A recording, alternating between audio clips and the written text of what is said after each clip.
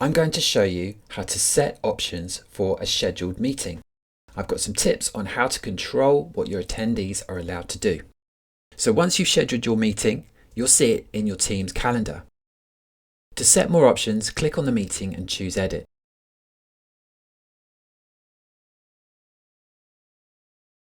If you're the organizer, you'll see the Meeting Options link at the top. Choosing Meeting Options opens a browser to the Options page. Here I can choose who bypasses the lobby. The lobby is a virtual space that holds attendees before they join the meeting. Meeting organisers and presenters must admit people that are held in the lobby. Setting this to everyone means everyone joins without waiting. This is the least restrictive. If you want to manually admit everyone to your meeting, then you can set this to only me. This is the most restrictive. And there are other options you can choose from to have more control over who gets held in the lobby. But for my meeting, I want to allow everyone in my organisation to bypass. So I choose people in my organisation. And with this setting, anyone from outside of my org will be held in the lobby until I admit them.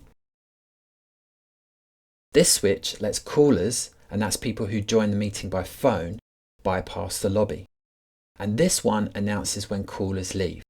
I'm going to set both of those to no because I don't want to allow callers to bypass and I don't want the announcement. A co-organizer is another meeting participant who has the same capabilities as the organizer. They can do things like manage who joins, turn the mics and cameras on and off, and manage the breakout rooms. I find it's useful to have a co-organizer to support me in a busy meeting, and I want to make Polly and Amrit my co-organizers. So I just type their names into this search box. And note here that the search box will only show you the people that you've already invited to the meeting. I can also choose who my presenters will be with this setting. Presenters are allowed to share content like slides and whiteboards. They can also mute attendees and turn their cameras and mics off. The least restrictive setting here is everyone, and only me and my co-organizers is the most restrictive. So I don't want everyone to be a presenter, but I do want Sarah to be able to present some slides.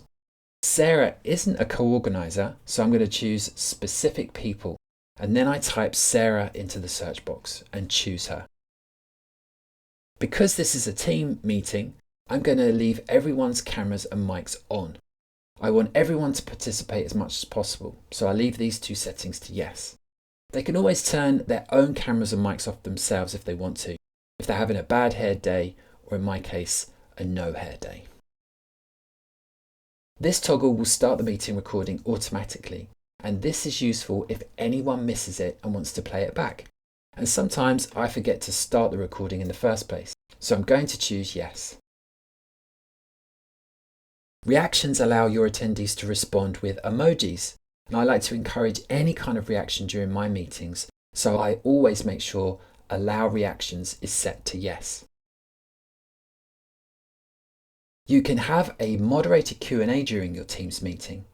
This will add an app to the meeting toolbar, and attendees can submit their questions and join in conversations through the app. Your co-organisers and presenters can moderate what's said.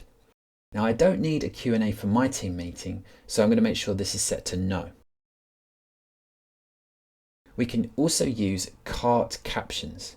Now, cart is a service where a professional captioner can translate the speech into words in real time. However, Teams already has a built-in live captioning system. It can automatically generate word from speech, so I'm going to leave this setting set to no. And finally, I hit save to save my changes.